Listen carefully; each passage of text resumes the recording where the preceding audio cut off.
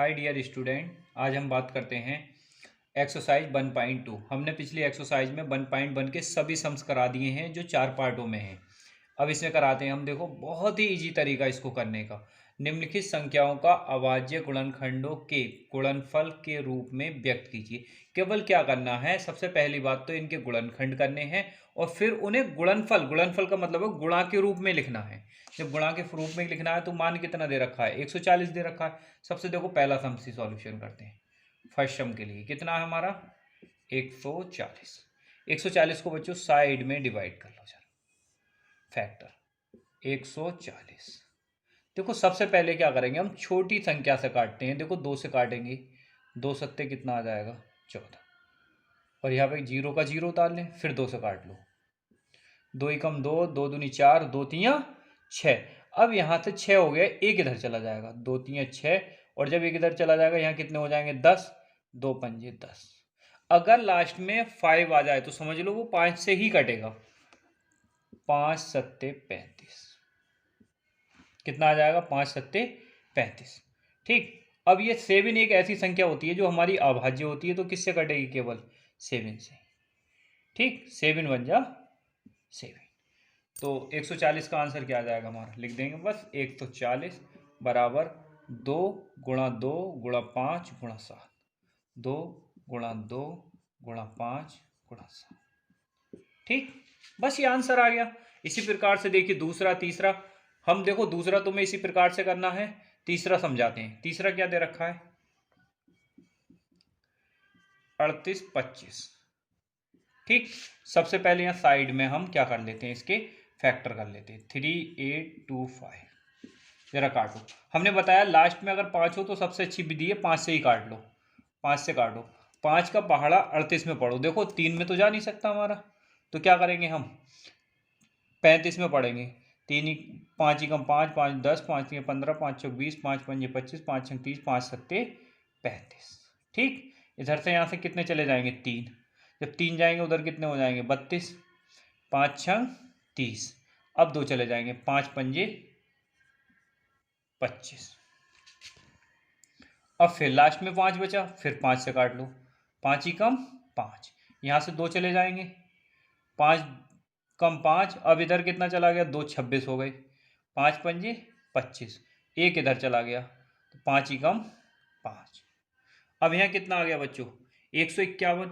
अब 151 देखो किससे कट जाएगा हमारा, नहीं सॉरी, 5 तियाँ 15, कितना आ गया 153। अब 153 को काटना है हमें। 153 किसके टेबल में आता है बच्चों, 153 जो आता है, अगर हम बात करें तो 9 से भी काट सकते हैं इसे। 9 ही कम 9, इधर कितने चले जाएंगे 6। 9 9 ही कम 9, 9 18, 9 3 27, 9 चौक 36, 9 पंजे 45, 9 छक 54, 9 सत्ते 63, क्योंकि इधर 6 63 हो गए। 9 ही कम 9 और 9 सत्ते 63। अब ये कितने से काट दें, लास्ट में 17 बचा, वो किसी से कटता नहीं है, तो 17 का 17, 17 ही कम 17। तो यहाँ पर इसके आ जाएगा 38 25 बराबर 5 गुणा 5 गुणा 9 गुणा कितना आ जाएगा हमारा 17। ठीक, इसी प्रकार से क्या करना है हमें, चौथा और पांचवा दोनों सम्स करते हैं। अब क्वेश्चन नंबर 2 देखिए।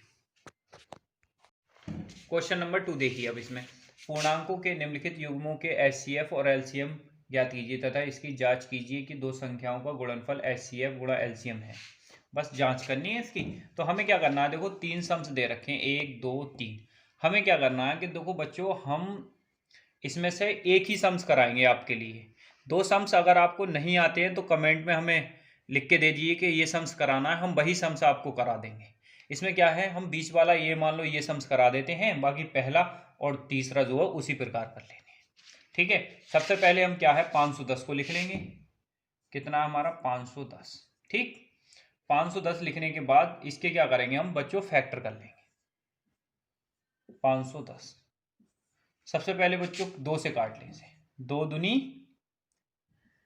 दूनी 4, एक इधर चला जाएगा, इधर कितने हो गए 11।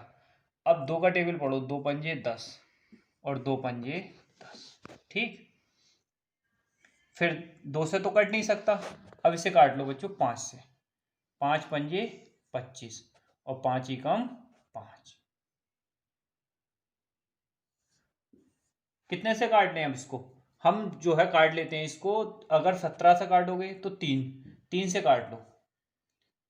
3 एकम 3। अब एक इधर, दो इधर चले जाएंगे। 3 सत्ते 21, 17 से काट लो, एक बार में कट जाएगा। तो 510 के बच्चों फैक्टर कितने आ गए? 2, 3, 5 और 17। 2, 3 गुणा 5 गुणा 17। ठीक। अब किसके निकालने हैं हमें फैक्टर? अब इसके बाद निकालने हैं हमें फैक्टर 92 के। 92, 92 लिख लिया हमने यहाँ पे। 2 से काट लो। 2 चौक 8 और एक तरह से 2 छंग 12। फिर 2 से काट लें। 2 दूनी 4, 2 तियां 6। देखो बच्चों, जो 23 संख्या होती है वो एक हमारी अभाज्य है, तो ये किसी से नहीं कट सकती। तो 23 का 23 एकम 23। तो इसके फैक्टर कितने आ गए? 2 गुणा 2 गुणा 23। ठीक।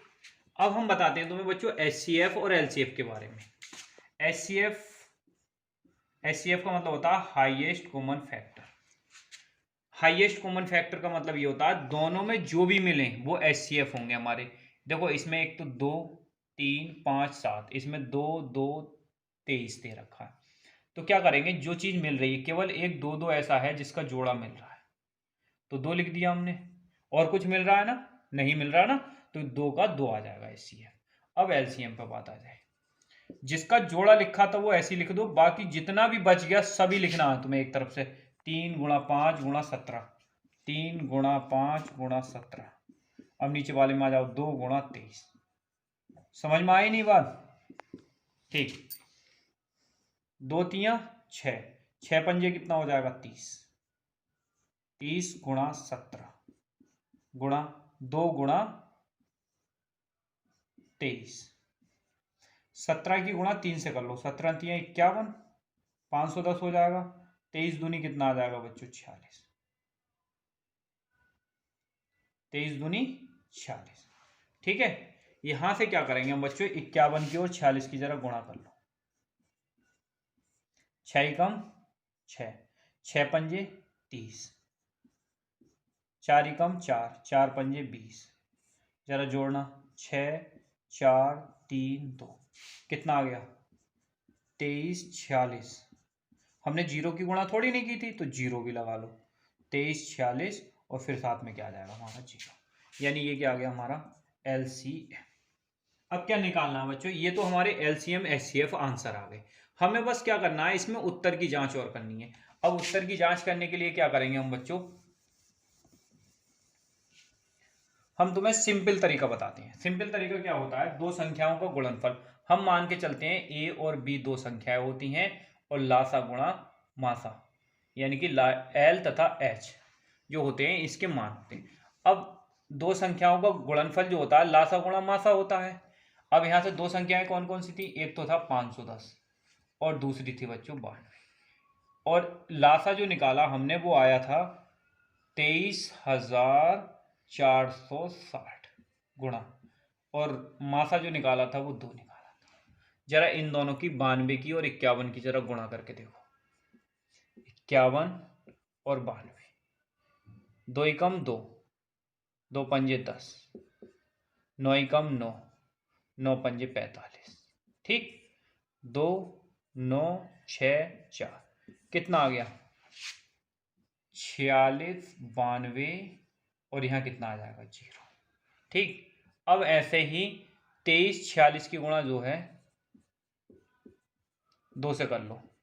2 छंग 12, 2 चौक 8 और 1 9, 2 तियां 6 और 2 दूनी 4, कितना आ गया? 46, 92 और फिर 0 का 0। दोनों इक्वल आ गई तो लिख देंगे अतः